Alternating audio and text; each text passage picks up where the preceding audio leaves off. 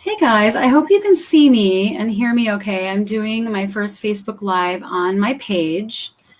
So please just, give me a holler if you cannot hear me or if there's any tech issues, let me know. Or if you just want to greet me and say hello, please do so. I'm just going to double check my page and see that everything is working. But I want to talk about a really important topic today, which is authenticity in relationships. And the reason I want to talk about this, this has been really one of my missions, and it was a tagline in my private practice for many, many years, creating healthy, authentic relationships from the inside out. Because authenticity, in my opinion, is the key to having a healthy relationship, and they really go hand in hand. But when I started this practice, I really underestimated the amount of confusion that would come from the term authenticity, or just the misconceptions around what that really means. And I spent a lot of time explaining it and explaining what it isn't. And so what I wanted to do is just pop in here and do a quick talk on, first of all, why it's important, right? What it is exactly, what it isn't, what the misconceptions actually are, and then what the barriers are to having authenticity within ourselves and with our partners and with everyone around us. And then finally, 4 or 5 things that we can do, or that you can do and start practicing to become fully authentic in your relationship, because that's really where you will have not only a real relationship, but a healthy relationship, and feel free and not be, hanging on to stuff that's not yours. So first, I'm going to start with why it's important. Why is it important to be truly authentic in a relationship? And essentially, it's really because if you aren't truly authentically who you are in your relationship, then your partner, who ostensibly loves you, doesn't really love you, right? They can't be truly loving you if they don't see you completely. So it's not, the whole relationship is really not even based on reality if you're not being authentic. And this is a problem because it leads to all kinds of things like people pleasing, right? If we're leading with an outside-in mentality and trying to preserve the connection at the expense of what is true for us, then we're essentially people pleasing, and that will erode the quality of the relationship over time. It will build resentment, and there will be boundary confusion. I'll get into that in a minute. It also perpetuates the fear of truly being seen, because if our connection is contingent upon not being fully honest, then there's always going to be that fear that if we're completely honest, that we're going to lose the connection. And if we're not really truly seen, then we can't, there's really a hard cap on the amount of emotional intimacy and emotional connection that we can have in our relationship, which is really where the fulfillment comes in, and where we can get true healing and evolution with our partners. Not being authentic also leads to not being able to fully ask for what we want. We might not even know what we want if we're not being truly authentic. It leads to also not being as accepting of others. If we're not fully being authentic about who we are and what we want and what our desires are, on some level, we're really judging it, right? We're not feeling like it's okay to share. And if we're not fully accepting it within ourselves, we're less likely to accept it in other people, like our partner. So it creates more of a climate of judgment, even though it's not necessarily conscious. Like I mentioned, there's going to be some boundary confusion if we're not authentic, because it's hard to know if we're not fully inside out and we're kind of, preserving the connection at the expense of our truth. Then it's hard for us to know what is truly ours and what is our partner's. What can I own? What feelings are truly mine and what feelings are the feelings of my partner? Sometimes that can be unclear if we don't have truth in our relationship. So if you are noticing that you're kind of unclear on the boundaries of, like, is it me or is it them? Is this what I feel? Is this not what I feel? What's really going on here? That could be that you haven't been truly authentic with yourself or with your partner. Ultimately, we're not really free, and we're not having a real relationship unless we have that. So with that, I want to talk about, it's clear why it's important. What is it exactly? What is authenticity? Essentially, the shortest definition that I can come up with is it's the sharing of our truth, of our own feelings and our wants and our reactions and the requests for what we want without judgment. So we'll say that again. It's the truth of our feelings, the truth of our emotions, the truth of our reactions, the truth of our requests or what we desire without judgment of ourselves, and to be able to share that in that manner. And we also know when we're being truly authentic that what is true for us right now might not be true tomorrow. So authenticity is not about fixed identity. It's not about this is me. Because what's authentic, it's like microscopic honesty. Gay and Katie Hendricks talk about that. If I'm being really honest about a reaction I'm having right now, that doesn't mean that I will feel that way tomorrow. And that doesn't mean that that's who I am. And that doesn't really mean a whole lot other than that's what's getting kicked up for me right now. We can think about what that means later, but you don't have to know that in order to be authentic. And essentially, the fourth thing is honesty with self. If you're going to be authentic with another person, you have to have honesty with yourself. And this is key. And while it sounds really simple, it's not always easy for some people if you've been raised in a certain way where that was strongly discouraged, or if you have a history of trauma. That is going to be a really difficult thing to do, and there's going to be some significant inner work required for that. So with that, I want to also talk about what authenticity is not, because there are some misconceptions around that. I think a lot of people tend to think, and I was one of these people too, I used to think that to be authentic meant to express yourself fully, every emotion, what Terry Real talks about, he calls it unbridled self-expression. Authenticity is not unbridled self-expression. Unbridled self-expression is where you go into lots of detail about what your partner has done to you, or like how bad it feels, or how all the different ways that you feel bad inside because of what your partner has done or not done. It's going into detail about everything that's happened. It's, creating a pattern from the history and saying everything that you feel at any moment that you feel it without any care or thought about how you're saying it.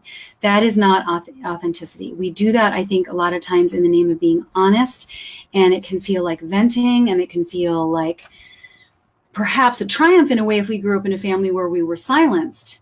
It can feel like a step in the right direction, like I'm speaking my truth. I get to say what I want to say. I'm not going to stuff my feelings anymore. But we still have to be really careful that when we're expressing ourselves, that we're still staying in our lane. We're not dumping toxic stuff onto our partner, and we're not talking about them unnecessarily. We're really staying in our lane and sharing about ourselves and not making too much meaning about it, and staying in the moment and not linking it to the past. So it's not unbridled self-expression. It's also not sharing with our partner what we see about them and talking about them. A lot of times we think honesty is like, well, here's what's going on for you. Here's what I see you doing. All the things that you're doing, I'm just being honest by telling you that. All the ways that you're making me feel, all the things that you're doing wrong, I need to tell you, and I need to talk about it right now. That's not authenticity either. It's really, and I'll talk about what it is, which is an I statement in a minute, but essentially, it's, being able to say, here's what's going on for me, and I want to share it with you. You can ask permission to talk about what you see in your partner. You can say, hey, can I share with you what I'm noticing? I have some feedback. Are you interested? And we can ask permission. It's not like we can't talk about that, right? And in a healthy relationship, our partner is going to want our feedback, but we have to ask permission. It's not, like I said, unbridled. Another thing that authenticity is not is asking questions that are really statements, or acting like we're making a neutral observation when really we're making a passive-aggressive comment. So an example of asking a question that's really a statement would be something like, haven't we talked about this enough already? That's really, really not a neutral question. What you're really saying is you don't really want to keep talking anymore. Authenticity would be to say, I'm feeling tired now. I'd like to talk about this later. Right? Sometimes we think that asking a question is a little bit of a softer way of saying the truth, but actually it's not being truthful, and it can create more anxiety. And then people feel like they have to read into the subtext, and it creates defensiveness because they can't really tell, like, are you saying that for me, or are you saying that for you? Or are you trying to take care of my feelings, or is it really what you want? So try not to ask questions under the gut, try not to ask questions when really you have a feeling or a request or a statement that you want to be making instead. Just be honest about that. Like I said, talking about your partner, analyzing them, interpreting them is also not authenticity. And it's not talking about the meaning of a dynamic, making meaning about what's happening in the dynamic or the interaction that you're having with your partner is also not authenticity, unless you're owning it and saying, this is the meaning I'm making out of it. This is how I interpret it. And you're owning the lenses that you have on, but you're not fully identified with it, then it's authentic. But if you're saying it like it's objective truth, that's not authenticity either. So hopefully that makes sense. And this is why you can really see that it's not as easy to do, because I would be willing to bet that you've probably done at least one of these things in the name of being honest. So we have to be careful and stay in our lane when we do that. So why is it so hard? Why is it so hard to be authentic? There's actually 3 things that come up a lot in blocking us from just being free and saying what is true for us. One is lack of self-awareness, and that could come from conditioning growing up, that we were not allowed to be truly honest with ourselves. We had to hide we had to sublimate our truth in order to feel okay, in order to feel like we could be loved by our family, depending on how we grew up. And so we have to get self-aware before we can do that. And so that is one of the biggest barriers that I see in working with people, is that they're not being truthful with themselves because they think that it's bad if they feel that way. Like, I don't want to admit that because that means something bad about me. But we have to be able to just admit it without judgment and be honest with ourselves before we can ever share it with somebody else in an honest way. The second thing is that there's going to be obviously fear of our partner's reaction or loss of connection. Common fears are, how will they view me? Like, my reputation might be at stake. If I say this truth, then they might get defensive, or they might pull away from me, and then I will lose connection with them. I will lose, that feeling that I want to keep. I don't want to lose that, so I'm not going to take that risk. And it could just be fear of the unknown. If it's something that you've never been honest about, it might be that your partner wouldn't even react negatively at all. But we're afraid of really not knowing how that could go because we've just never done it before. And so we want to choose the familiar over actually taking that risk. And then the third thing, which I find is one of the most powerful barriers to being authentic in a relationship, is limiting beliefs at the subconscious level. That is what contributes to the self-judgment that I mentioned, that contributes to that lack of self-awareness. The limiting beliefs are at root, and there are old programs that kind of make meaning around what our truth actually is. So for example, if I believe that expressing anger or sadness will cause people to leave me, or if I believe that expressing anger about something is going to cause problems in the relationship or is going to burden somebody else, or that I don't deserve to feel that way, that my feelings are not valid because I've been taught that is a limiting belief that is going to get in the way of me expressing my truth. And no matter what I learn about the tools to be authentic, no matter how I learn to say an I statement, if I don't eliminate those beliefs at the subconscious level, I'm not going to be able to do it, even though I know I need to. I might be able to do it sometimes, but it's really going to be like pushing a boulder uphill, and it's always going to be an internal battle. And there's going to be this real disconnect between your conscious intention and what your gut is telling you to do. So you want to get your gut on board with your conscious intentions by addressing the limiting beliefs at the subconscious level. And that will allow you to freely speak your truth and be authentic in your relationship. So that kind of leads into what you can do to be authentic in your relationship. One of the things that I've mentioned, obviously, is to do the inner work and clear out the limiting beliefs that are getting in the way of being able to do that. That's number one. We have to figure out what is truly real. So you need to, if you're struggling with authenticity, you need to really ask yourself the question, what is real that I don't really want to admit to myself or my partner? You don't have to know why it is that you feel the way that you feel. You don't have to know why it is that you want what you want. You just have to know what it is and be honest about it and write it down, and maybe even practice saying it to a safe person, to yourself. before, and you can even start with small stakes things rather than going right to the high stakes things. If you feel like it's a really loaded, hot button topic, start with something small that you can practice with. You need to have a safe relationship and a safe space to do this in, obviously, if you're going to start practicing. So perhaps you have a friend that you feel safe with that you can talk about, maybe even, maybe it's really a benign situation, like you have a friend that's late a lot and you want to practice speaking the truth of that. Hey, you know, when you don't show up on time, you know, I feel frustrated because I end up sitting waiting and I could have had extra time this morning. From now on, if you're going to be late, can you give me a heads up so that I can gauge myself accordingly? That would be like a really low stakes way to practice it with a safe friend before you bring up a hot button, you know, or deeply entrenched issue that you might be having with your partner around parenting or trust issues, or, you know, just stuff that you've been afraid to say, whatever that is for you. The other thing is that's really helpful to be authentic with your partner. I swear by this, and it's the I statement. You know, that really, if you're following the formula of an I statement, you can be positive that you're staying in your lane. You can be positive that you're not engaging in unbridled self-expression, that you're really just speaking about yourself. And the I statement, and you can look this up if you want more details. You can look up my blog, Monika Hoyt I statement, or there's tons of I statements. If you just Google it, it's all over the place. But it's essentially, when this happened, I felt this way. This was the emotion that I felt. Not like I felt like you were a jerk, because that's not a feeling, right? That's an interpretation. When you were late, I felt afraid, or I felt disregarded, or I felt abandoned, whatever it is. Here's what I would like in the future.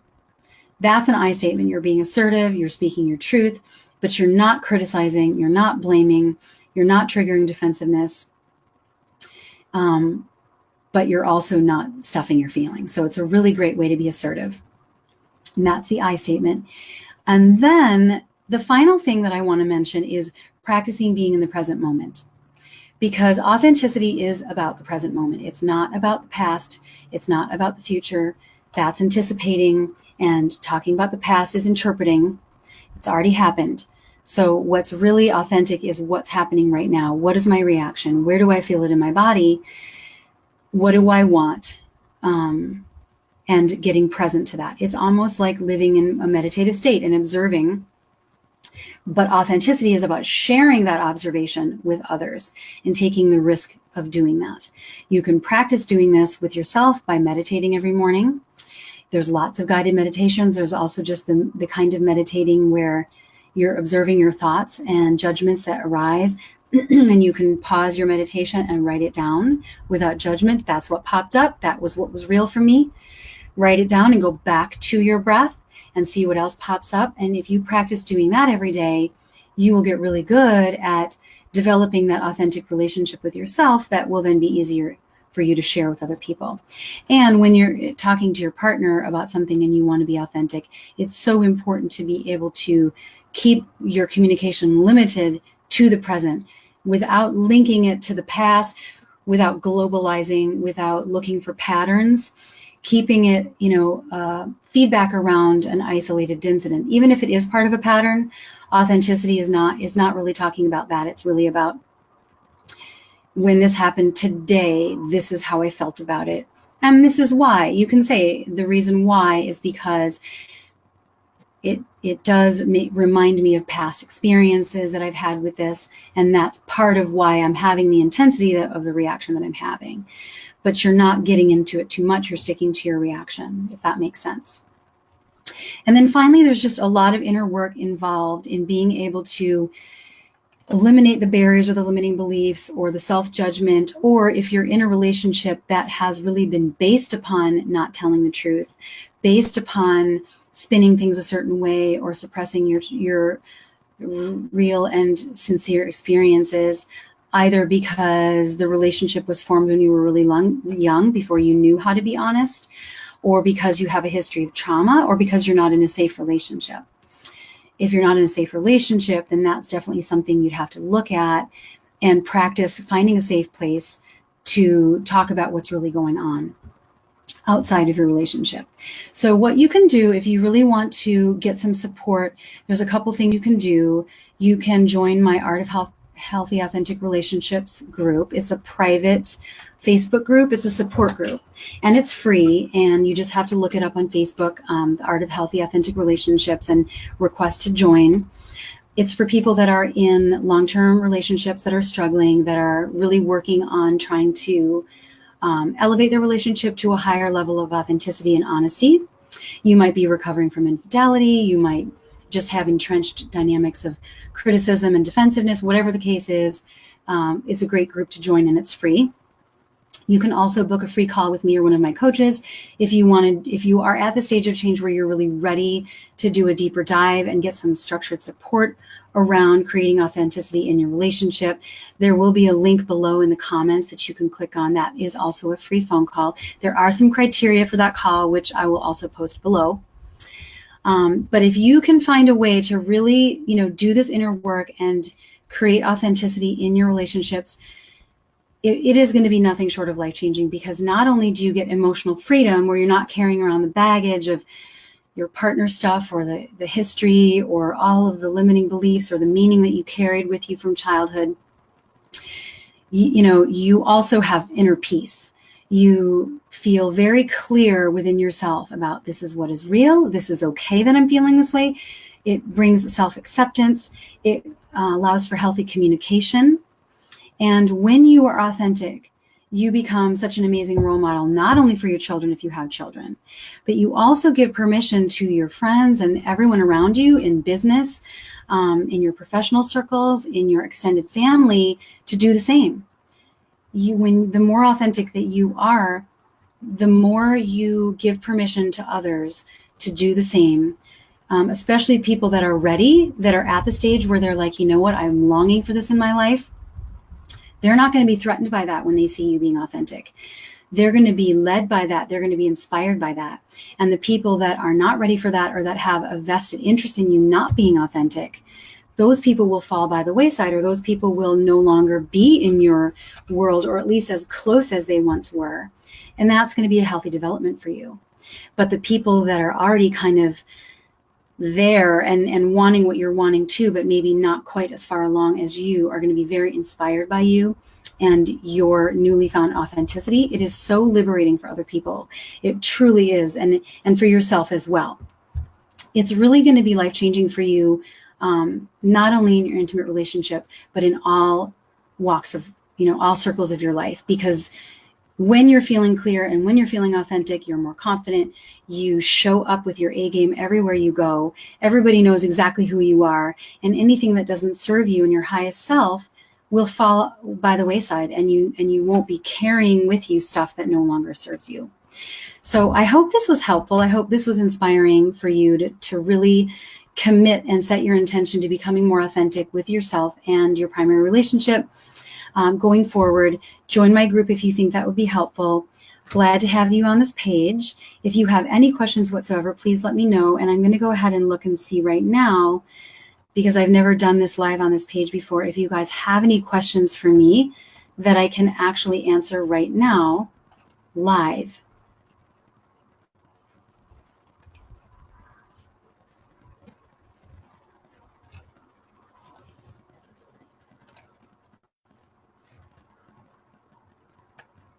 Oh, hi. Oh my gosh, this is so great. People were actually on. I didn't think anybody would be on. All right, let's see if I can find a question that I can answer. Thank you, Christine. That is so kind of you. Anik, thank you so much. It's so nice to see you on here. And Eric, nice to see you as well. I'm not seeing any questions. Oh, wait, here we go. Hi, Shauna. Nice to see you on here. And Anik, you know what? You mentioned that you tried the I statement in the past, and this is such a good point, because when it doesn't always work, right? If we are using an I statement with someone that isn't healthy enough to receive it, it won't work.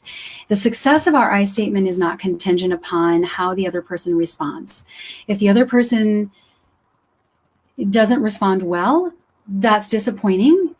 We might feel a loss around the connection. We might feel sadness around feeling judged or that not going well. But it is a success if we can do it well, because we are practicing it and we are strengthening that muscle. And we are also allowing our partners or those close to us to step up, to raise up to where we are. So sometimes an I statement might not go well in the moment when we do it, right? And then what'll happen is somebody might react negatively, but they might come back around later and say, you know what, I heard you and I'm sorry and I overreacted, because they might be hearing it through the lenses of the past. They might be assuming that you're criticizing.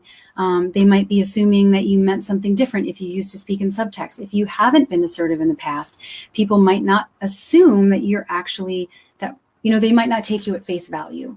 But with practice, they will start to learn and their psyches will update to the changes that you're making. Yeah. And you just have to kind of recognize who is worthy of your truth and who isn't, because not everybody's worthy of it. And I know Brene Brown talks about this a lot, where you have to really pick those people. If you're going to be truly vulnerable, it takes a lot of courage. And an I statement, you know, with our intimate partner, especially if we're speaking truth that we haven't spoken before, it does feel really vulnerable. And so we want to choose carefully who is worthy of our truth and who is going to hold it with care. And sometimes we have to take the risk to find out. And, you know, if it doesn't go well and it continues to not go well with certain people, well, that's information that we need to have. So that's a really good point, and I'm really glad that you brought that up. And passive aggressive is, yeah, passive aggressive. That's not authentic, is it? I actually just made a passive aggressive comment the other night to my husband, and he called me on it. And I was so glad that he did, because it happened before I even realized it. And when he was like, you know what, I'm not going to respond to that passive aggressive comment. And I was like, oh, okay, here's what I really meant. What I really meant was this. And I was able to say my truth. So we keep practicing. I've been doing this for a long time, and I'm not always perfect in doing this. So we do the best we can. Who else has questions for me?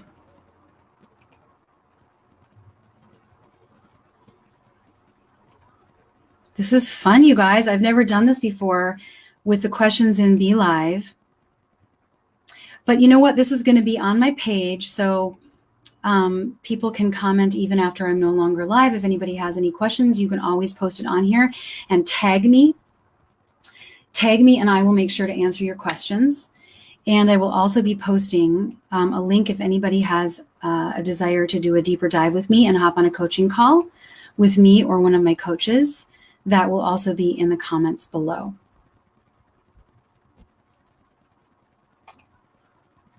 Kevin, I'm looking at your comment here too.